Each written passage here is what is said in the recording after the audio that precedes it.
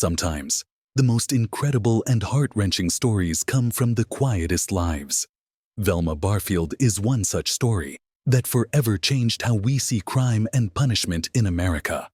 Known as the death row grandma, Velma was the first woman executed by lethal injection in the U.S. and the first woman executed after the death penalty was reinstated in 1976. But who was she really? How did a beloved wife, mother, and grandmother become one of the most notorious criminals in history? Velma's life is a tragic tale that makes us question what we think we know about evil. Born in a time of economic despair in the shadow of the Great Depression, Velma Margie Barfield came into the world on October 29, 1932, in Eastover, North Carolina, but was raised near Fayetteville. The second of 9 children, she witnessed a constant battle against poverty from an early age in rural North Carolina, where life was governed by the rising and setting of the sun. Velma's family toiled on their small tobacco and cotton farm. Her father, Murphy Bullard, was a man worn down by the hardships of farm life. His temper was as volatile as the weather that dictated their fortunes. Velma claimed he was physically and sexually abusive to her and her sisters. However, other relatives disputed this. Velma's mother, Lily Bullard, bore the brunt of her husband's frustrations. In their world, love was a luxury they could hardly afford, leaving Velma and her siblings to navigate a childhood marked by emotional absence and the ever-present threat of violence. At a young age, Velma observed the financial differences between herself and her peers. That's when her first criminal activity started. She initially took small amounts of cash from her father to buy little things that she saw her classmates enjoying. Her petty thefts escalated to taking $80 from an elderly neighbor. When her father discovered this, he beat her severely, and Velma stopped stealing for the remainder of her childhood. Raised in a Christian household, young Velma found solace in the pages of her Bible, clinging to faith in the turmoil of her home life. This early introduction to religion was a constant amidst chaos. Yet as she transitioned to adolescence, the psychological scars left by her upbringing would shape the woman she would later become. The world around her was convulsed by World War II. The war, though distant, exacerbated the hardships faced by her family and deepened the fractures within. Velma, like many of her generation, was forced to grow up quickly. Her dreams and aspirations were often overshadowed by the pressing needs of survival and duty to family. Yet it was during this time that her resilience and tenacity began to shine through, qualities that would define her in both commendable and tragic ways. As Velma stepped into early adulthood, her desire for a life beyond the confines of her home grew stronger. She dreamed of escape. At the age of 17, she dropped out of school.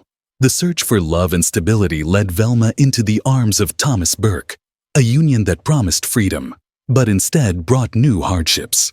By 19, she had 2 children, a son Ron and a daughter Kim. The family lived happily in Parkton, North Carolina, for over 15 years. Velma's life with Thomas seemed a hard-earned escape from the poverty and violence of her childhood. Everything changed in 1965, when Thomas got into a serious car crash and suffered head injuries. To cope with the intense pain and headaches caused by his injuries, he became a heavy drinker and drug user. His struggle with alcohol mirrored the demons of Velma's father, reigniting the traumas of her past. The cycle of abuse and neglect she vowed never to repeat began to encroach upon her own family. It was during these turbulent years that Velma's resilience was put to the ultimate test. The pressures of an unhappy marriage, the responsibilities of motherhood, and the patterns of her past weighed heavily on her soul. Velma started a job at a textile factory, but soon had to quit due to health problems. She underwent an urgent hysterectomy, which left her feeling insecure about her femininity. After the surgery, she suffered from debilitating back pain and turned to prescription drugs. What began as a means to cope soon spiraled into an addiction that eroded her judgment and set the stage for the tragedies to come. Her journey was not a plunge but a gradual descent, each step marked by an increasing desperation to maintain the illusion of control. On April 4, 1969, Velma had a fierce argument with her husband. Later that day, when she and the children were away, the house caught fire. Thomas, who remained inside, died from smoke inhalation, and the house was burned to the ground. Velma and the kids moved in with her parents. A few months after her husband's death, Velma started dating a widower, Jennings Barfield. They married in August 1970. One day, the couple had an argument, after which Jennings became mysteriously ill. On March 21, 1971, he died of a heart attack. Velma moved into her parents' home again. Soon after that, her father died of lung cancer. In the summer of 1974, her mother suffered severe stomach pain and was taken to the hospital. As she got better, she returned home. In August 1974, a man Velma was dating died in a car accident. On December 30th of the same year, her mother was taken to the hospital again with similar symptoms of a severe stomach illness. Doctors couldn't help her this time, nor could they diagnose her illness, and she died after 2 hours. No autopsy was performed. As mysterious deaths around Velma continued, her son Ronnie Burke said, "It's the saddest thing, but it seems like everybody my mother ever gets close to dies. How could the good Lord allow this to happen to a faithful Christian like Velma Barfield?" The financial strain of her addiction led to another unethical decision, forging checks to sustain her growing needs. But deceit has its price, and the trust within the community began to fray. Velma found herself trapped in a web of her own making. In 1975, she was convicted of 7 counts of writing bad checks and sentenced to 6 months in prison. However, she was released after serving 3 months. Upon her release in 1976, Velma took a job as a caretaker for the elderly. Initially, she worked for 94-year-old Montgomery Edwards and his 84-year-old wife, Dolly, in Lumberton, North Carolina. Montgomery fell ill and died on January 29, 1977. A few weeks later, in February, Dolly developed symptoms of a stomach illness, similar to those of Velma's mother, and died on March 1. Velma then started looking after 76-year-old Record Lee, who had broken her leg.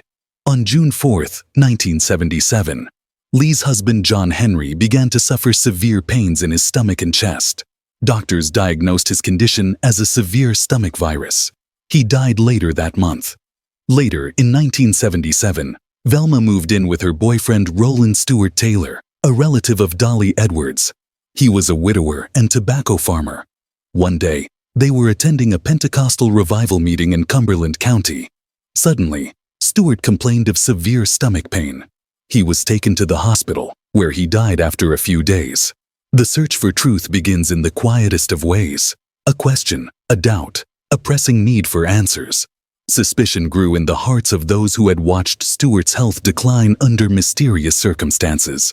It was their persistence that first brought the authorities to Velma's doorstep, initiating a chain of events that would lead to shocking revelations. An autopsy was ordered. The investigation into Stewart Taylor's death was methodical. Each test, each interview, each piece of evidence added another layer of suspicion around Velma. In the world of criminal investigations, breakthroughs often come with a faint clue, a moment of intuition, a connection previously unseen.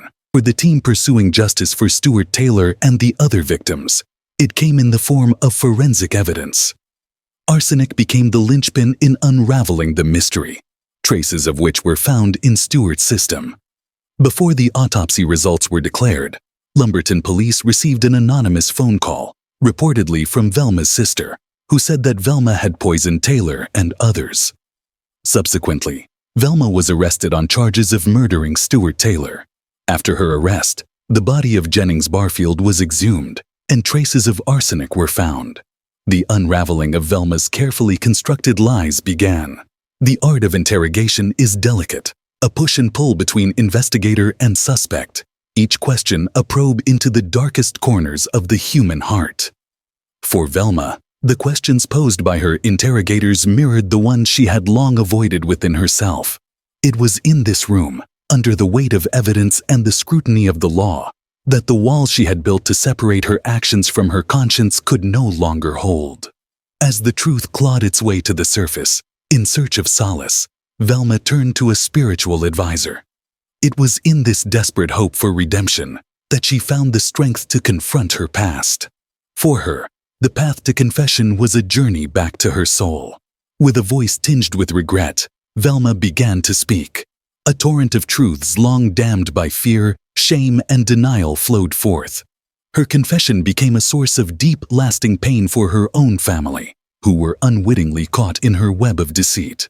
The woman they loved and the horrible crimes she committed were now inseparably linked, challenging their notions of forgiveness and the very foundations of their understanding of right and wrong. She confessed to poisoning Montgomery and Dolly Edwards, John Henry Lee, her mother Lillian, and her boyfriend Stuart Taylor. Despite the fact that arsenic was found in Jennings Barfield's body, Velma denied killing him. The motive for the murders was stealing money from her victims to support her clandestine addiction to prescription drugs. She had also taken out a loan in her mother's name. Each of her tragic choices, made under the influence of pain, had a devastating impact on her destiny and the people around her. Faced with the threat of exposure, Velma took a step that irrevocably altered the course of her life. The path from one crime to another can often be a slippery slope. She found herself repeating the unthinkable every time. Velma went to her victims' funerals and seemed to sincerely mourn their loss. The burden of her secret pushed her further into isolation, yet the resilient human psyche, adept at self-preservation, often takes refuge in justification to shield itself from the unbearable truth and finds ways to rationalize even the darkest deeds. Every time Velma stole money from her victims, then poisoned them as they got suspicious. To the outside world, she remained a devout churchgoer, a seemingly caring nurse, and a loving family member. But her moral compass, once guided by faith, now veered into a realm of denial. Caught in a constant struggle between the remnant of her conscience and the overwhelming desire to escape the consequences of her actions, Velma's descent into darkness became more profound with each passing day. She was forging checks on her boyfriend Stuart Taylor's account. Presumably he discovered that, so she mixed an arsenic-based rat poison into his beer and tea, determined to maintain her secret at any cost. At the trial, Velma's defense pleaded insanity, but this was not accepted. She appeared cold and uncaring, laughed at the prosecutor, and even gave the district attorney a round of applause after his closing speech. The prosecution painted a picture of Velma, not as the church-going grandmother she purported to be, but as a calculating murderer driven by darkness. She was the architect of her own fate, and her actions deserved the utmost penalty. The defense, in turn, sought to humanize her, portraying her not as a monster, but as a troubled soul ensnared by addiction, abuse, and circumstances beyond her control, highlighting her mental health struggles as a mitigating factor in her crimes. In the world of law and order, the truth is often more complex than it appears, inseparable from human emotions. Though she eventually confessed to 6 murders, she was convicted only of the first-degree murder of Stuart Taylor in December 1978. The trial jury found aggravating circumstances and sentenced her to death. For the victims' families, the verdict was an acknowledgement of their irreplaceable loss. A designated holding area for female death row prisoners did not exist at the time, and Velma was the only female death row inmate in North Carolina, so she was imprisoned at Central Prison in Raleigh, in an area for escape-prone prisoners and prisoners with mental illnesses. Subsequently, a unit for female death row inmates was established at the North Carolina Correctional Institution for Women. While on death row, Velma was off the drugs and expressed remorse for the years that the pills had blurred her judgment and destroyed her moral compass. In the solitude of her cell, she began the arduous process of confronting her past. The nights were long, the faces of her victims haunted her dreams, and the silence served as a backdrop for her thoughts and regrets. It was during these moments of reflection that Velma faced the full magnitude of her actions, the lives she had taken, and the pain she had caused. Her conversations with the prison chaplain were not just about seeking forgiveness from a higher power, but about understanding the nature of atonement and the painstaking process of forgiving oneself. In jail, Velma confessed that she had never been a true Christian. Her Christianity had been a matter of form and gesture. Then finally, while waiting for her trial, She genuinely opened her heart to Jesus and received forgiveness and salvation. She wrote in her autobiography, "All my life I was weighed down by my sins because I couldn't do better. It never occurred to me that Jesus really did pay the price, that Jesus alone bore the extreme punishment, death for my sins, not just for my good neighbors. And even more glorious, Jesus is willing to be my friend even now. I can talk to him, and he will listen." She became a devout Christian and spent her 6 final years ministering to other inmates. Velma, in her own way, became a source of support to them. Her involvement in spiritual activities offered her a sense of community and belonging that had eluded her for much of her life. Her extensive participation in the Christian community led to a campaign to have her sentence commuted from death to life imprisonment. She wrote letters to Governor Jim Hunt, telling him that her born-again Christian faith should be considered as a mitigating factor. She received support from many Christians across the United States, including evangelists Billy and Ruth Graham. Ruth kept in touch with Velma by mail. Her victims' families, however, considered Velma's conversion a fraud and a ploy to save her life. To them, she was a woman who had killed their loved ones. Velma remained a loving mother and a caring grandmother. She enjoyed family visits every weekend and spent time with her children and grandchildren.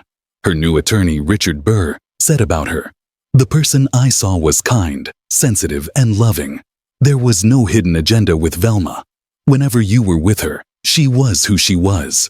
From what I understand, that's how she lived her life in prison. So from the very beginning, I believed that when she committed those crimes, it was not the Velma Barfield mentally and emotionally that I was seeing and getting to know." Burr believed that Velma's pre-trial evaluations were inadequate, so he turned to psychiatrist Selwyn Rose. Dr. Rose evaluated Velma in 1980 and testified in the state court. He said that she suffered from 3 disorders: a multiple prescription drug abuse disorder, an underlying personality disorder, and depression. However, Dr. Rose never felt as if he had put together a complete picture of Velma. As Burr had no license to practice in North Carolina, he now assisted Velma's new lawyer, Jimmy Little. As time was running out, Velma's son, Ronnie Burke, asked her if she had killed his father. She replied, "I'm sure I probably did." She couldn't remember clearly, but she believed that she had left a cigarette or a match in the bed and then closed the door, leaving her drunk husband to sleep in their burning house. She also admitted to the pastor who helped her write Woman on Death Row that she had murdered Jennings Barfield. Velma said she was glad that this was finally over because she was afraid that she was going to poison her grandchildren. She didn't know why she did it, but she did it, and it was not something she could stop. A stethoscope and heart monitor were taped to her chest. The wheeled gurney was brought to her cell, and she was fastened to it with straps across her body and legs. Then she was wheeled into the execution chamber shortly before 2 a.m. Crowds of pro- and anti-death penalty demonstrators gathered outside the prison. Some of the protesters accused Governor Hunt of refusing to show mercy and compassion, arguing that she could lead a life of value behind bars and help other prisoners. Richard Burr said, "Politics and death have been mixed up in this case." Inmates were banging rhythmically on the windows of their cells, waiting for the execution. About 80 people who were in favor of capital punishment cheered and applauded. The execution was carried out by 3 volunteers. One of the intravenous lines was a dummy, so that none of the volunteers knew which of them actually administered the lethal dose. Velma was declared dead at 2:15 a.m., 15 minutes after being administered the injection of protium bromide. Observers at the execution reported that she passed away peacefully with no apparent suffering or pain. About 300 opponents of the death penalty stood in silent vigil, carrying candles that were extinguished as the moment of the execution passed. At 2:25 a.m., Velma's body was taken to a medical school by an ambulance. She had requested that her organs be used for transplantation. She was buried in a small North Carolina cemetery near her first husband, Thomas Burke. She was 52 years old. Singer-songwriter Jonathan Byrd, the grandson of Jennings Barfield and his first wife, wrote a song about Velma. Do you believe Velma should have been granted a life sentence because of her religious conversion, or did she deserve the execution? What would your last meal be? Tell me in the comments.